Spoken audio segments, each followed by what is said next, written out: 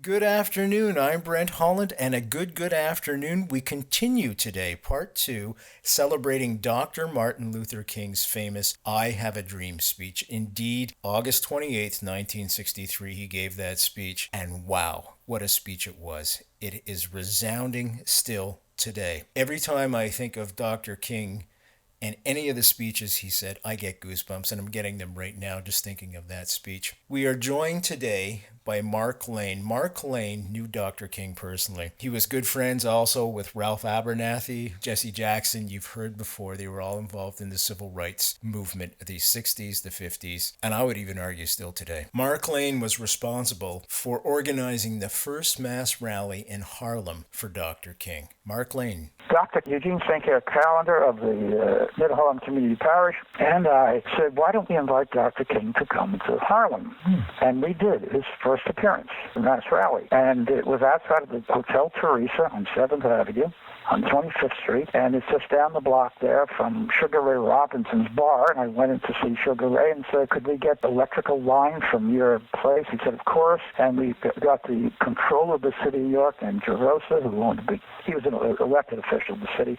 He had a big construction company. He gave us this gigantic platform truck, which was really a platform, which is the stage. And we ran lines from Sugar Ray Robinson's lounge to this, and announced that Dr. King was coming, and so many thousands and thousands of people came. And that was the first speech, the mass speech he gave in New York City. And so I knew him. This afternoon, part two of two, Mark Lane, Dr. King, and the Assassination, right now on Brent Holland. Folks, we're speaking with Mark Lane, of course, and as always with Mark, you know, we always start off, I always say, okay, Mark, 20-minute interview, for sure, that's it. When you're speaking with a guy of such stature and integrity as Mark Lane, if he's willing to go that extra little bit for us, man, am I ever going to take advantage of that. Can I change the subject for a second? Absolutely, please do. Something that you might find interesting. During the war against the people of Vietnam, I received a phone call from a person I knew who was very active in opposition to the war. And he said, there's someone who wants to meet with you. And I said, okay, who is he? Could we have my office address? He said, he's in Washington, but I don't think you should meet him at the office. I said, why? He said, well, he's a little shy about going to your office. I said, okay, where does he want to meet? He said, could you pick a place? I said, yeah, the American Cafe on Constitution Avenue is just around a block or two from my office, and I can meet him there. How will I recognize him? He'll recognize you.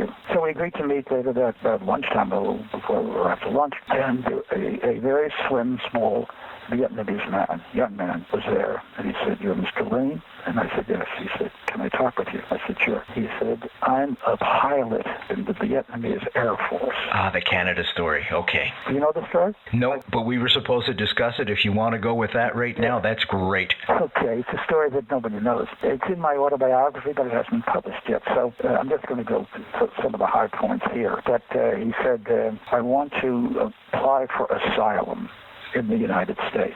I said, why? He said, well, Colonel Key is the head of the Air Force and the country, and when I go back, I have to bomb Vietnamese civilians, my own people, in the North and in the South. I don't want to kill my own people. If I refuse, I'll be executed. So I'd like to ask for sanctuary. I said, where? He said, in the United States. That's why I came to Washington. I said, where are you now based? He said, 10% of the Air Force is always in Texas, getting trained and retrained, and 10% of them are there right now. And I just came up to see you. I said, what will happen to apply for sanctuary? And it's denied. And he said, if it's denied, they'd send me back to Vietnam and I would be executed. I said, well, you know, the war is basically being fueled by the United States. I know Key is there and all of that, but it's the power of the United States that keeps that war going. All of our troops over there, we have 500,000 guys there now. He said, so you're saying? I said, so you won't get sanctuary. Can anything be done? I said, let me go to my office and do a little research. And we meet in 3 hours. Because he wondered if I was going to have him arrested when he came. I wondered if he was setting up. I was going to be arrested. Nobody knew. But I did the research and discovered that if he was in Canada, he could actually get asylum, very likely. And I told him that, and he said, well, I can't go now because I have two other people, pilots, who want to go with me, and they're down there in Texas. But can I call you? We found a phone booth, actually a payphone in the street, not far from my office. I gave him the number. He can meet by phone at a certain time, and he called, and then he came up with his two buddies, and the three of them, and it's a very complicated story, which I can't go into detail right now, but he ended up in Canada. And the next weekend, more and more and more and more. And the Air Force was strongly diminished as there was a growing community in a Canadian city of former pilots for the Vietnamese Air Force. And that played a major part. And in my book, I write about this with all the details, which I'm leaving out now, because you better read the book. But really, it's just a long story. But it's an interesting story of how we did this. And the book, the chapter is called Oh Canada, and ends up thanking the Canadian people and the Canadian government for their hospitality to kids who didn't want to kill their own people and would not be assisted by the United States government. Oh Canada, in Mark Lane's upcoming biography, and when that's released, absolutely he's coming back on, folks. I can tell you what happened when the war ended. Mm-hmm. They called me, and there was a meeting, and they gave me a little lacquered box to thank me, Vietnamese lacquered box, which I have. I keep it in treasured places in my library here. And they all then went back to Vietnam. Some became leaders, and some are probably now involved in organizing trade with the United States. It's one of our trading partners now. It's becoming a tourist place for Americans also now. And they said, come here, you're always welcome. We have homes for you to stay at any place you want to travel in the country. But I haven't been to Vietnam. But it's a tempting thought. And now, of course, here are buddies after all of this. Strange, eh? I mean, so's Germany. When you think of it. So, civil rights, Mark, were you ever subjugated to anti-Semitism remarks? What a question. Of course you were. How did you deal? Not much, really? Anti-Semitism is different in this country from racism against blacks. I mean, it's kind of hidden, and you can't get into certain country clubs, fraternities, and I never joined a fraternity. They even had all Jewish fraternities at the law school where I went. I didn't ever go join a fraternity. I don't go to those country clubs. So I never came in contact with anybody like that. But there are a few remarks. When I was in the Army, I was 18 years old in the Army. World War II was going on when I entered the Army, and basic training. It ended just as I finished basic training. But there were remarks there, about the Jews, and I never want to go to Paris because the fucking Jews are there and stuff like that. And so I always talked. There was one guy, a young guy, who had we were training with a Browning automatic rifle. That's like a rifle, but it's kind of like a machine gun, but it fires rapid. It's an automatic weapon. I don't know if they still use them anymore. We were training with that, and you also could fire with bullets which lit up as they went through the air. And you could actually, 1 out of 6 bullets would be this bullet that you could see where it hit, even at night, because it was on fire. It's called a tracer, is that right? Right, and he loved it, and he volunteered when we were going overseas to be the guy that carried the BAR with his tracer bullets. And he made a couple of anti-Semitic remarks, and he made some anti-black remarks too. But I never confronted him with it. But one night we were drinking at a pub, at the PX bar there, 3.2 beer, which was not very good, but that's what you have today. So we were drinking, and I said, I think you ought to reconsider being the guy who's going to be firing those.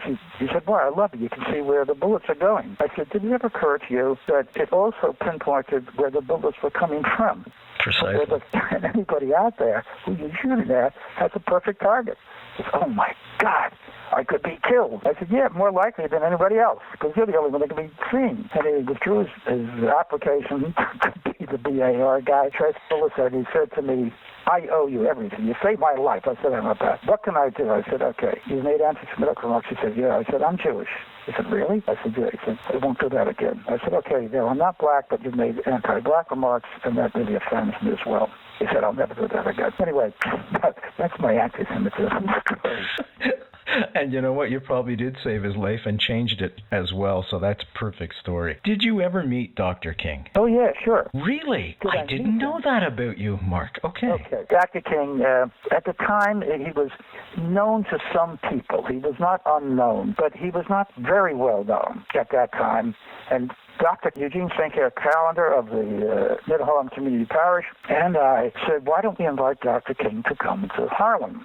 And we did, his first appearance, the mass rally. And it was outside of the Hotel Teresa on 7th Avenue. on 25th Street, and it's just down the block there from Sugar Ray Robinson's bar. And I went in to see Sugar Ray and said, could we get the electrical line from your place? He said, of course. And we got the controller of the city of New York named Jerosa, who owned he was an elected official of the city. He had a big construction company. He gave us this gigantic platform truck, which was really a platform, which is the stage. And we ran lines from Sugar Ray Robinson's lounge to this and announced that Dr. King was coming, and so many thousands and thousands of people came. And that was the first speech the mass speech he gave in New York City. And so I knew him, was with my family at Nathan's, the hot dog place in New York. At that time, the hot dogs, that great hot dogs from Coney Island. At that time, the only place you get Nathan's was at Nathan's in Coney Island. And now they're at every airport and everything, but then that was the only place. And we were there. It was a very famous place. I was there with my mother, my father, my sister, and my brother, and Dr. King was with Ralph Abernathy and 3 little black kids. I don't know if they were his or Ralph's kids, but they were there. And it was at a time when he wasn't well enough known, so people in the crowd there, including black guys who were serving behind the counter, recognized him. But because I knew him, someone said, Dr. King. He told Mark Lane, introduced him to my mother. My mother told him how active I was in the civil rights movement, bragging about me. But every black person behind the counter said, it's Dr. King, and they come running out. Although he was standing there, they didn't see him, but when they realized who it was. So that was the stage of an early period when he was just becoming famous, and he was having hot dogs and french fries at Nathan's. Anyway, Wow. yeah. And I went to jail, his army, many times in the South after that. I was very close to Ralph Abernathy, and just worked with Jesse Jackson. One I was closest to was Jim Lawson, who's a reverend who was the teacher of the schools of nonviolence for Dr. King. A really wonderful human being. He still is. Jim Lawson just retired a few years ago, but he retired is working still after retired in other civil rights projects. When, the last little story, when James Earl Ray was in prison and I went to look into it, I discovered there was one eyewitness who was in the rooming house where it said the shot came to kill Dr. King. Her name was Grace Stevens, and I tried to find her and discovered she'd been in a mental institution for 10 years. This was 10 years after the assassination. And I found that she was there. She was put there because she was questioned by local police and the FBI, and Ray had been picked up in England by Scotland Yard, and they wanted a positive ID from someone who saw him so that they could have him extradited to the United States. And they went to see her, and she said she was in the room right next to where the bathroom where the shot was allegedly fired from. That's right. And she said she saw her husband Charlie was drunk, and he went down and banged on the door. He couldn't get in, so he went downstairs and went out into the backyard to urinate and left the door to her room open. And after she heard a shot, she looked up and she saw the man come out carrying something, probably a rifle. She couldn't tell it was on the arm, his right arm, and she was on his left side. So they knew she was the key witness, and they wanted to sign the affidavit. They said, how tall was the man? How old was the man? What did he look like? Do you have a picture? They answered all those questions. She said, well, you got the wrong man. It's not this Mr. Ray. The man was much older, looked entirely different. She described the man, and they said, we want you to sign the affidavit. She said, I can't sign it. That afternoon, they came in and put her in a mental institution, and she was there for 10 years. No hearing, nothing. I found that out. I went to that place. In all of these institutions, if you walk in as if you belong there, you can do anything, generally. If you ask a question, that's something else. But I went back, and I saw one of the inmates, and I said, we're very safe. It's just over there. So then I talked to her and said, I had a tape recorder, and I said, I'd like to ask you about what happened 10 years ago. She said, I'm not going to lie. I don't care how long they keep me. I'm not going to lie. It's not who they said it was. I said, I'm not asking why. I asked her to tell me the truth. And she told me what she had seen, and it was not Ray. Then I left, and then they sent the police out after me. A couple of guards came in and tried to take the tape recorder. I said, forget it. I ran out there. I had a friend who was driving the car, and she was waiting. I jumped in and said, let's go. And they stood in front of the car. I said, let's go. They'll get out of the way. And so she sped up, and they ran out of the way. We went out of the highway, and there was a state police car behind us, and they pulled us over with flashing lights. I took the tape out, put it under the seat, put it on the tape to the recorder in case they were going to grab it. When they got close, I said, it was not really a state police car. It looked like it, but it said something about the facility where she was, state facility. And I said, you guys cops? They said, we demand the tape, and we want you to come back and talk to the director. I said, are you police officers? They said, no. Or security. I said, for the institution. They said, yes. I said, we're not in the institution. We're about 2 miles away. You have no authority to bark. And I left. I went to a radio station that I knew, and we played that tape immediately. And that was the beginning of getting her out. We got her out finally, and she's told the truth about it ever since. So it was not James Ray, and the FBI and the local police knew it. They were trying to imprison him because they probably know who really did do it. That's my last Martin King story. I think about him often, but I certainly think about him these days when we're close to that remarkable speech that he made. But it was not a speech. You know, the New York Times now and others call him the dreamer. He was not a dreamer. And the speech made reference to the dream, yes, but he was not a dreamer. He was an activist, and he took great action, and that's why he was killed. He wasn't killed for his dreams. He was killed for trying to make them a reality. Trying to make them a reality. Just one quick question about James Earl Ray. He was spotted in Montreal, my hometown, my ex-hometown, I guess I should say at this point. Right around the corner from him, there was a report that Lee Harvey Oswald was spotted 5 years earlier. I've mapped it out. Just up the hill from there, the Allen Memorial, MK Ultra. I'll send you that information. Yeah, that's interesting. You're from Montreal? Originally from Montreal. Yeah, we loved it, and we loved the restaurants, and we loved the architecture and everything. Mark, what passes for a bagel here in Ontario is an abomination.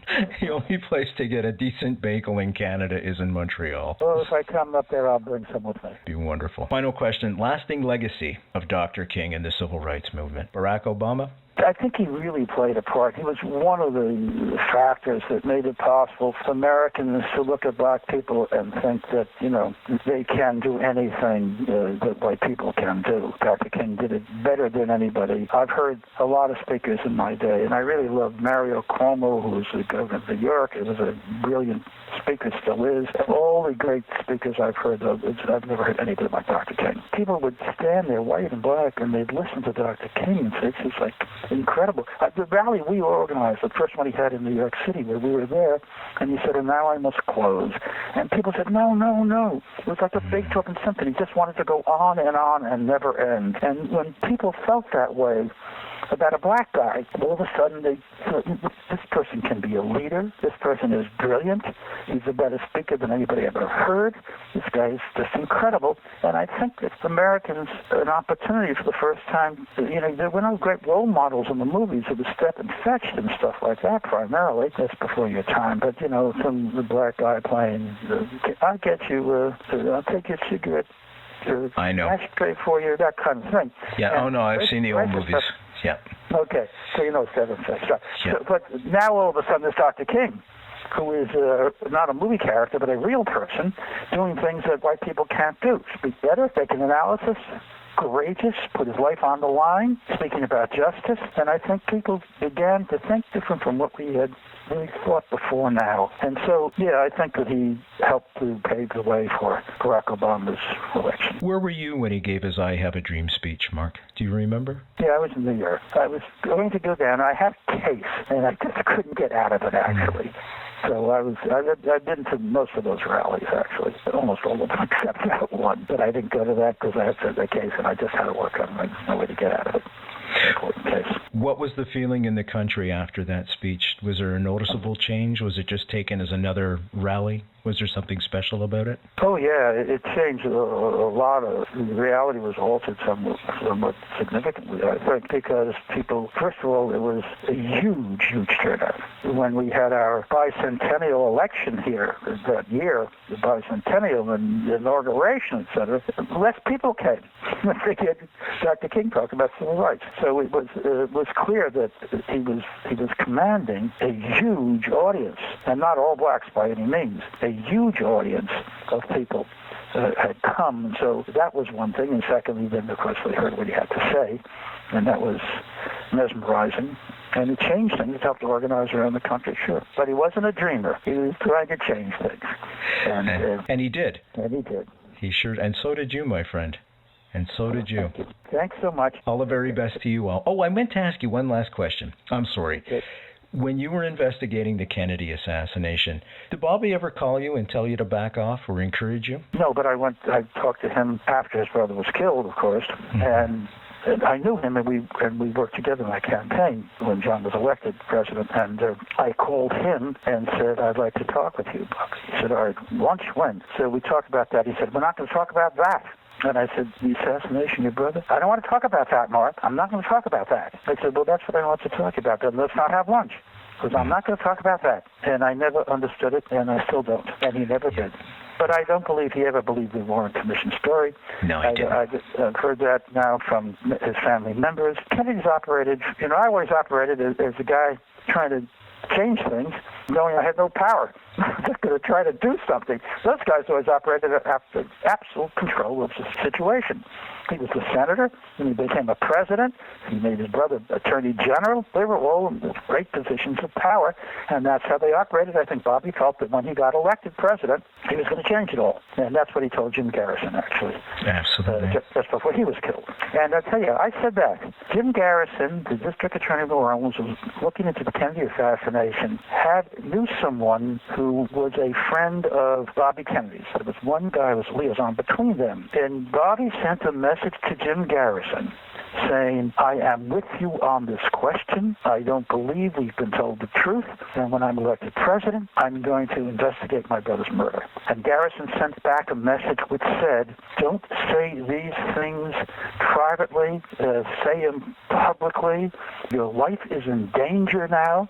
If you make that kind of statement, I'm sure many people have heard you make that statement now, and your life is in danger, say it publicly. And Bobby sent back the message, well, California primary is coming up. If I win that primary, I think I'll have the Democratic nomination. I think I'll be elected president. After that primary, if I win, I will announce it, that I'm going to investigate my brother's assassination when I'm president, if I'm president. I was on a television program in New Orleans. It was a PBS program. Jack Anderson, who was the best-known columnist in America at the time, was in the audience because he was going to go on after me about another subject entirely. And I told that story. Actually, somebody said, how do you explain Bobby Kennedy's not saying anything? I said, I can't talk about it. I know what the answer is, but in 1 second I said, the election's tonight. Nothing I say here is going to make any difference. The California primary is that night. So I told the story I just told you, every detail, just as I've told it to you. But Bobby said, I said, so I don't know about you. When I go home from here to my hotel room, I'm going to put on my television and see what Bobby says after he wins, if he wins tonight, or if he doesn't say anything then. I'm going to watch him his first press conference tomorrow morning because I think he said there'll be an announcement about the Kennedy assassination. Bobby won and was killed immedially. That same night. Jack Anderson wrote a column about it because I had said it, and he wrote the column. I said it wasn't an after the fact thing. I'd said it before he was shot, but that's what Garrison had said, and he said that was Bobby's response. And Jack Anderson wrote a column called Ominous Prophecy, because I didn't prophesize anything, but I know what he meant. And he told that whole story, that it was there, and almost no newspaper in America carried it. And he was syndicated widely. And here he had the story of my saying that hours before Bobby was shot. It wasn't published in most places. But that's all part of the media game. Have you ever received death threats as you got closer? Boy, I just opened up another can of worms. I had a file in my office called death threats. And when it got to be a file, when it got to be 250, these are the written ones, also phone calls. And when I got 250 death threats, I decided I'm not going to keep the file anymore. It's probably there someplace now, but I just stopped adding things. New ones came in, I paid no attention. There are a couple that seemed very serious to me, but in any event, I was not going to stop doing what I was doing. I actually do think that, I know what the CIA did. I've got all the CIA documents about how I got it under the Freedom of Information Act, about how they plan to destroy me, destroy my character, my reputation, and prevent my book from being published. But when the book came out, which they thought, had 5,000 citations and references, who was going to read it? They were saying some college professor may read it. Nobody's going to read a book like this. Then the book became the #1 best-selling book in America in 1966 when it came out. Rush to Judgment. Mm-hmm. Yeah, and then it came out in paperback the next year, the #1 best-selling book in America in paperback, more than 1 million copies. So by then, it happened so quickly. I was just a pain in the neck to them, and they were involved in this character assassination, keeping me off radio and TV shows, got all of those documents. But they thought they had it controlled, and they thought no one would publish my book, and almost nobody did. And then they thought that if it got published, who's going to read it anyway? And then when it became the #1 bestseller, I think they had missed their chance. It would have been counterproductive to do anything to me then, because it was all out there already. I had said it all. This would have looked worse for them. So, yes, I have some death threats. Holy cow. You're a kind man, my friend, and I look forward to sharing a bagel with you one day. I sincerely want to thank Mark Lane for taking the extra time to tell us about his own real life experiences with Dr. King, the impact it has made on his life and everybody's life, folks. I think one of the most poignant things that Mark Lane said was that when he was first starting out as a freedom rider, they went in to a small diner. He was called an N lover. The person he was with was called an N, and they were told to get out. 20 years later, there was blacks, whites, people of all colors sitting at the same tables, no problem whatsoever, and they weren't even worried about civil rights. Let freedom ring. Don't forget Polly Perrette. Polly Perrette, of course, plays Abby on NCIS, is doing a documentary film on Mr. Lane. It's called Citizen Lane, and also Mark got his book, a biography, coming out. So lots more to come from Mark Lane. Living history. You don't get that anywhere else. If you're doing research, folks, you want to find out from the people who were there. These are the real folks that were there. This is the real deal. www.brenthollandshow.com, www.brenthollandshow.com. All the shows there are free for you to download. I'm Brent Holland. Lots of great stuff coming up on the Brent Holland Show. See you next time.